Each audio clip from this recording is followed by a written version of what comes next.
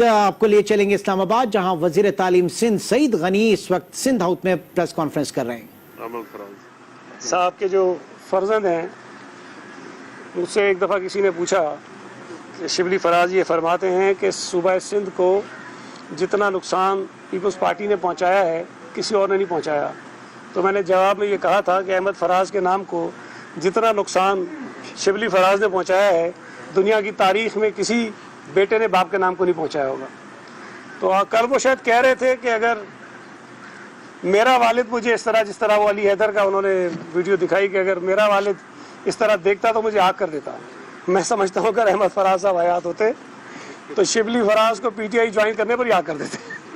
और जिस किस्म के वो बयानात देते हैं, जिस किस्म की वो बातें करते हैं, जिस किस्म के वो डिफेंड करते हैं पीटीआई को, अहमद फराज साहब शायद रोज़ाना इनको आग करते।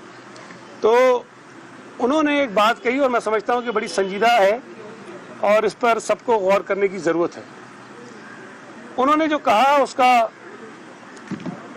मकसद ये था कि हम सेनेट को जीतने के लिए हर हरबा इस्तेमाल करेंगे। ये इतनी ख़तरनाक बात है कि मैं समझता हूँ कि शायद इलेक्शन कमीशन को भी, सुप्रीम कोर्ट को भी इसका नोटिस लेना चाहिए।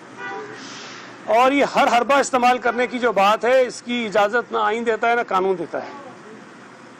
आप नैब को इस्तेमाल करेंगे, आपने जिस तरह गैर आइनी तौर पर ये एतमाद का वोट लिया और उसके लिए अपने ही MNAs को सुना कंटेनर्स में बंद करवाया, कुछ को शुमाली इलाका जाकर सैर करवाई, कुछ पे क्या क्या दबाव डलवाया, आपने कॉन्फिडेंस का वोट लेने के लिए भी हर हरबा इस्तेमाल किया। और अगर उसी तरह से हर हरबा इस्तेमाल करना है आपको सेनेट का इलेक्शन जीतने के लिए, तो ये काबिल फ़ख्र बात नहीं है, ये काबिल शर्म बात है हुकूमत के लिए कि वो धड़ल्ले से कह रहे हैं। और अब सुबह से सफाइयाँ आ रही हैं कि नहीं हम तो आईनी कानूनी ये करेंगे वो करेंगे। भाई आईनी कानूनी किसने रोका है आपको? वो क्लिप शाहजेब खानजादा का बार बार देखिए, जिस वजाहत के साथ, जिस कमिटमेंट के साथ, जिस यकीन के साथ शिबली फराज साहब ये कह रहे हैं कि अब हम बाय बुक नहीं चलेंगे, हम किसी रूल के तहत नहीं चलेंगे, हम किसी भी सूरत में सेनेट का इलेक्शन जीतेंगे। मतलब ये है कि अगर पैसा इस्तेमाल करना पड़ा पैसा इस्तेमाल करेंगे, दौस का इस्तेमाल करना पड़ा हम दौस का इस्तेमाल करेंगे, और किसी इदारे को इस्तेमाल करना पड़ा, कोई जबर करना पड़ा, किसी को अगवा करना पड़ा, किसी को कुछ करना पड़ा, तो हम सब करेंगे। ये ख़तरनाक बात है और जमहूरी रिवायात के बिल्कुल मुनाफी है।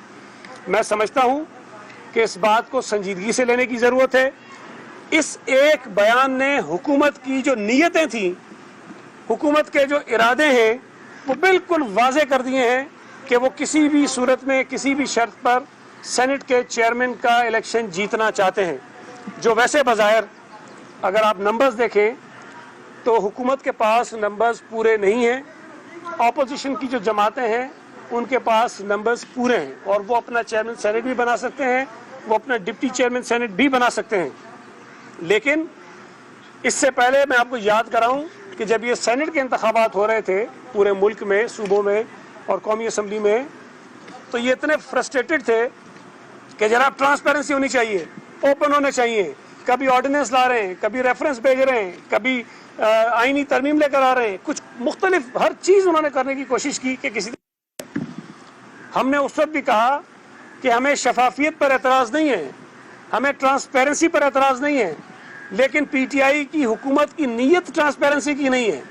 उनकी नीयत ये है, उनको पता है, उनको यकीन है कि उनके लोग उनसे नाराज़ हैं, उनको पता है, उनको यकीन है कि उनके लोग उनको वोट नहीं करेंगे। वो सिर्फ इस चीज़ से बचने के लिए ये शफाफियत का ड्रामा रचा रहे हैं। अगर शफाफियत की बात थी तो आज कहाँ चली गई? आज वो बात दोबारा क्यों नहीं दोहराते? आज वो क्यों नहीं कहते कि जी अपोजिशन के मेंबर ज़्यादा हैं लिहाजा हम अपना कैंडिडेट खड़ा नहीं करते हैं? अगर पीटीआई ये कहती है कि हर हाल में हमने चेयरमैन सेनेट जीतना है, तो इसका मतलब ये है कि उन्होंने अपोजिशन के वोट तोड़ने हैं। उन्होंने अपोजिशन के वोट किसी भी तरह से, चाहे वो जो हरबा इस्तेमाल करें, वो इजहार कर चुके हैं कि हम हर काम करेंगे जीतने के लिए, वो करें, वो अपोजिशन के वोटों को तोड़ने की कोशिश करेंगे और वो जीतने की कोशिश करेंगे। तो हमारी बात ये सही साबित हुई कि ट्रांसपेरेंसी इनका इशू नहीं है, शफाफियत इनका इशू नहीं है, ये बैलेट को ओपन करना उनका इशू नहीं है।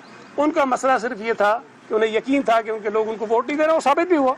کہ نیشنل اسمبلی میں بھی ثابت ہوا, سندھ اسمبلی میں بھی ثابت ہوا, ہر جگہ پہ یہ لوگوں نے بتایا کہ وہ ان سے ناراض ہیں. اور جس طرح یہ فرسٹریشن کا شکار تھے کہ یوسف رضا گیلانی صاحب کا نوٹیفیکیشن جو ہے وہ الیکشن کمیشن ایشو نہ کرے, پاگل ہوئے جا رہے تھے صبح سے شام تک, کوئی کبھی ایک جا رہا ہے کبھی دوسرا جا رہا ہے.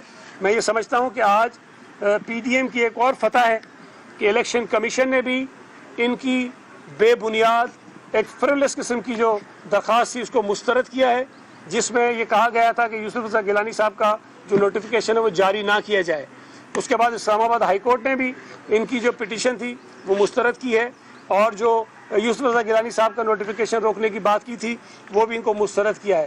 میں سمجھتا ہوں کہ انہیں سمجھ جانا چاہیے کہ اگر اس ملک میں آئین اور قانون کے تحت کچھ چیزیں ہو رہی ہیں تو اس پر آپ کو پریشان نہیں ہونا چاہیے.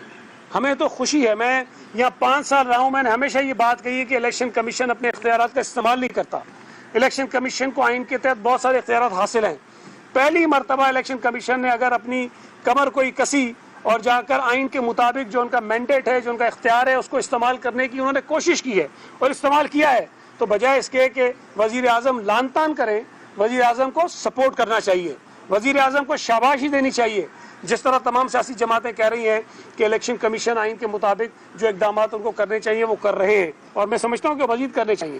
آئین کے مطابق, قانون کے مطابق الیکشن کمیشن بہت زیادہ بااختیار ہے. الیکشن کمیشن کو اپنے اختیارات اسی طرح استعمال کرنے چاہیے جس طرح بھی انہوں نے شروع کیے ہیں. اگر سپریم کورٹ میں الیکشن کمیشن نے اپنا ایک موقف رکھا تو وہ بالکل آئین کے مطابق تھا. ہم سینٹ کے الیکشن کو جیتنے کے لیے ہر حربہ استعمال کریں گے. وزیر اطلاعات شبلی فراز کے اس بیان کی سعید غنی نے بھرپور مذمت کی. کہا حکومت نے اعتماد کا ووٹ لینے کے لیے بھی ہر حربہ استعمال کیا. شبلی فراز کے اس بیان کو سپریم کورٹ اور الیکشن کمیشن کو نوٹس لینا چاہیے.